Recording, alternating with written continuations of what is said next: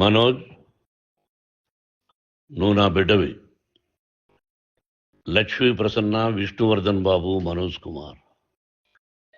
నిన్ను ఎలా పెంచానురా నేను?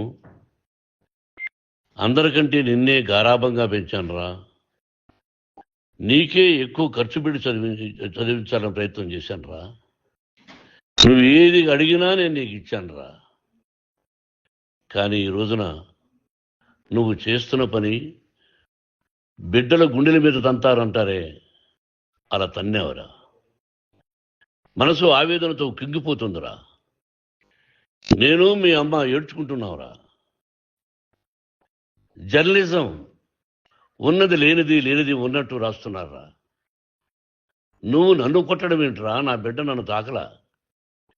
ఇద్దరం ఘర్షణ పడ్డాం కొన్ని కారణాల వల్ల. ప్రతి ఫ్యామిలీలోనూ ఉంటాయిరా ఇవి. లేనివాడు ఎవరైనా ఉంటే ప్రపంచంలో ఒకరున్నారేమో, 1% ఉంటుందేమో.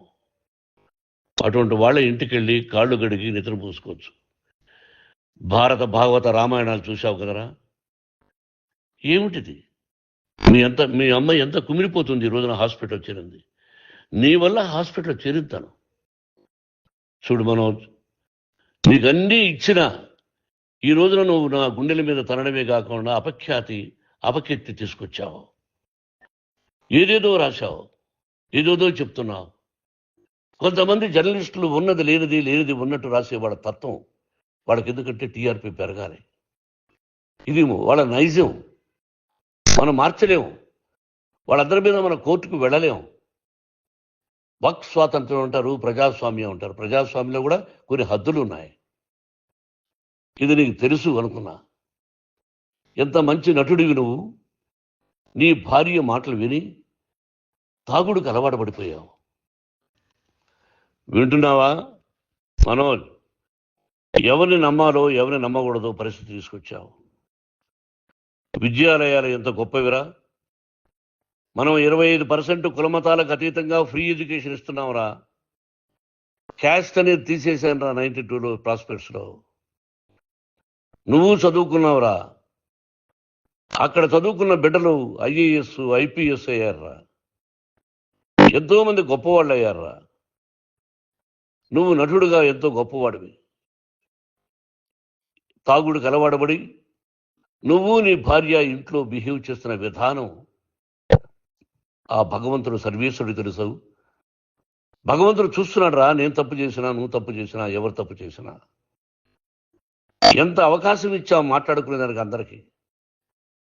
ఇన్ని సంవత్సరాల్లో మన విద్యాలయాల్లో ఒక్క తల్లి కానీ ఒక తండ్రి కానీ ఏమైనా చెప్పారా? ఆ బిడ్డలు మన బిడ్డలు రా. మీరెంతో నాకు అక్కడ ఉన్నవాడు కూడా నా కూతుర్లు, నా కుమారులు. ఎంతమందికి ఫ్రీ ఎడ్యుకేషన్ ఇస్తున్నావు. వాడి దగ్గర ఏది ఆశించరా. నువ్వు ఎందుకు ఇలా తయారైపోయావు? ఎందుకు ఇంట్లో ఉండే పని వాళ్ళందరినీ కొడుతున్నావు? పనివాడు వాడు పని చేసుకునేదానికి మన ఇంటికి వచ్చాడు రా. ఆ పనివాడిని కొట్టడం చాలా మహాపాపంరా. నేను వేరురా. నేను దండించడం వేరురా. నేను ఎవరిని ఆ చిన్న వాళ్ళని కొట్టి అజ్జేసి ఇచ్చేసి చేయలేదురా. సినిమా ఇండస్ట్రీలో మోహన్ బాబు కొడతాడు, తిడతాడు అంటే అది షూటింగ్లో జరిగి ఉండొచ్చేమో. కానీ ఇంట్లో ఉండి 10 సంవత్సరాల నుంచి 20 సంవత్సరాల నుంచి పనివాడు ఉన్నారు. నేను ఇంట్లో లేని సమయంలో వాళ్ళందరినీ కొట్టి వాళ్ళ ఫోన్ లాక్కొని ఒకడైతే చచ్చిపోవాలి. వాడు పోలీస్ కంప్లైంట్ ఇచ్చి ఉండొచ్చు. నేను వద్దు అని వాడిని బతిమాలాడు. పోలీస్ కంప్లైంట్ కూడా ఇవ్వడా. ఇంకైనా నువ్వు నీ భార్య మారి బయట ఉండండి రా అన్నాను నేను. లేదు డాడీ, తప్పు చేయలేని ఒకసారి వచ్చావు, మళ్ళీ తప్పు చేశావు, మళ్ళీ వెళ్ళావు, మళ్ళీ ఈసారి తప్పు చేయనన్నావు. ఏమండి వీడు తప్పు చేయడం అని మీ అమ్మ చెప్పింది. ఇంట్లో పెట్టుకున్నా. మళ్ళీ నువ్వు చేస్తున్నది, ప్రతిరోజు నువ్వు తాగుతున్న విధానం నీకే తెలుసు. ఇది ప్రజలు నమ్ముతారా లేదా అనవసరం నాకు. నేను నీకు చెప్తున్నా, ఇంతటితో పులి స్టాప్ పెట్టాలి. 3 రోజుల నుంచి రకరకాలుగా రాస్తున్నప్పుడు నా మనసు ఆవేదనతో ఉంది. మళ్ళీ చెప్తున్నా, Mohan Babu university is greater than temples. Greater than temples. బిడ్డలను కాలేజీలో చేర్చుకునే ముందు చెప్తారు, అన్నయ్య ఎంత ఉంది యూనివర్సిటీ రూల్స్, ఇది మా పద్ధతి, మీకు ఇష్టమైతే చేర్చండి. గవర్నమెంట్ బిడ్డలను గవర్నమెంట్ ఏమిస్తుందో ఇంత పర్సంటేజీ వాళ్ళకు కూడా మీ దగ్గర ఎందుకు డబ్బు తీసుకుంటున్నాం అంటే దానికి అర్థం పరమార్థం చెప్పాము. దొంగతనంగా తీసుకోలేదు, ప్రతి దానికి చెక్కులు ఉన్నాయి, అది అకౌంట్ ఉంది. దానిలో తప్పులు జరిగితే డిపార్ట్మెంట్ ఉంది. కాలేజీలో ఇంకేమైనా తప్పు జరిగితే గవర్నమెంట్ ఉంది. ఇవన్నీ నీకు తెలుసు. ఈ రోజున ప్రపంచంలో నేను నెంబర్ 1గా చేయాలని మీ అన్న కష్టపడి ఇతర దేశాల్లో నెంబర్ 1 యూనివర్సిటీ టైఅప్ చేశాడు. ఈ రోజు నువ్వు చేసిన విధానం ఏమిటి? నువ్వే ఒకప్పుడు నాకు ఇవి ఏమొద్దు, నేను యాక్టింగ్ అన్నావు. ఈ రోజున ఏం చేస్తున్నావు? విద్యాలయాలు మీద పడ్డావు. తల్లిదండ్రులు చాలా గొప్పవాళ్ళరా. కొంతమందికి డబ్బు కట్టలేకపోవచ్చు, కట్టని వాళ్ళకు కొంత సహాయం చేసాం. అంతా సహాయం చేయలేము. బ్యాంకుల్లో డబ్బు కట్టాలి, లెక్చరర్స్కి డబ్బులు ఇవ్వాలి, యూనివర్సిటీ బ్రహ్మాండంగా నడపాలంటే మంచి లెక్చరర్స్ కావాలి. ఇవన్నీ తెలిసి చేస్తున్నావురా 32, 33 సంవత్సరాల నుంచి. అది పక్కన పెడితే అందరినీ కొట్టడానికి వస్తావు. మీ అన్నం తిడతావు. ఒక వ్యక్తి వినయ్ గారనే ఆయన వ్యక్తి హెల్ప్ చేయడానికి వస్తే ఆ వినయ్ ఎవరు లజ్జాగుడికి చంపేస్తాను వాడు అన్నావు. ఇవన్నీ ఎంత తప్పురా? అంటే మీ నాన్నగారికి ఎవరు సహాయం చేయడానికి వస్తే వాళ్ళందరినీ లజ్జాగుడుకులు అంటావు, చంపేస్తానంటావు. మీ అన్నను చంపేస్తానన్నావు. చంపరా చూద్దాం మీ అన్న. నేనే అన్నా. తాకరా నీ ధైర్యం ఉంటే అన్నా.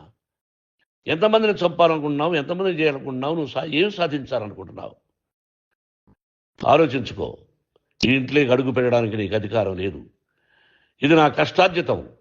మా నాన్నగారు 10 రూపాయలు 10 పైసలు కూడా ఇవ్వలేదురా. మంచి జన్మనిచ్చాడు మా నాన్నగారు. మద్రాసుకు వెళ్ళి వీధుల్లో అడుగు తిన్నాను రా. ఒక పూట కూడా భోజనం లేకుండా అడుగు తిన్నాను రా. న్యాయంగా మోహన్ బాబు తిడతాడు, కొడతాడంటారు కానీ మోసగాడని అనలేదురా. నీట్ పార్లమెంటేరియన్గా బయట వచ్చాను రా. నువ్వు నా పరువు ప్రఖ్యాతులు మంట కలిపావు. ఏమిటి నేను చేసిన అన్యాయం? నీకు జన్మనిచ్చాను, అదా నేను చేసిన పాపం. అందుకే ఇది నా ఇల్లు అన్నావు. నువ్వు నీ ఇల్లు కాదు. నీ కష్టార్జితంతో నువ్వు సంపాదించుకున్న ఇల్లు నీది.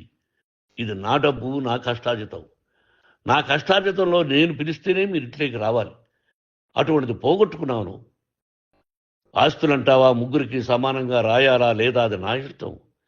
ఆస్తులు ఇస్తానా, లేకపోతే గంగపాలు చేస్తానా, లేకపోతే ఎవరికైనా దానధర్మాలు చేస్తానా, అది నాకు సంబంధించిందిరా. నా కష్టార్జితం రా.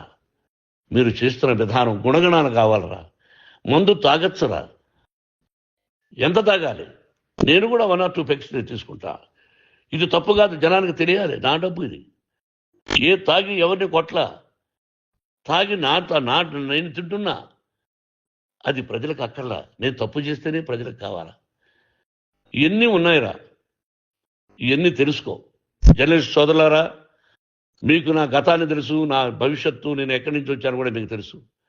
ఈ రోజున మీరు రాస్తున్న విధానం, నా బిడ్డ నన్ను కొట్టాడన్నారు. ఎంత తప్పు! ఈ రోజున నా బిడ్డ మీద కోపంతో అవును చెప్పచ్చు. కాదు, వాడు నా మీద చెయ్యెత్తలేదు. నేను ఘర్షణ పడ్డాం. ఘర్షణ వేరు, కొట్టుకోవడం వేరు. గాయాలతో హాస్పిటల్కి వచ్చి కుంటుకుంటుగా నడిచాడు. మళ్ళీ ఏమని పోలీస్ స్టేషన్కి వెళ్ళి చెప్పాడు. ఎవరో 2 ఉన్నారు, వాళ్ళిద్దరూ నా మీద దాడి చేశారన్నాడు. నా ఇంట్లో పనిచేస్తున్న వ్యక్తుల గురించి పోలీస్ స్టేషన్కి వెళ్ళి చెప్పవలసిన అవసరం అతనికి లేదు, హక్కు లేదు.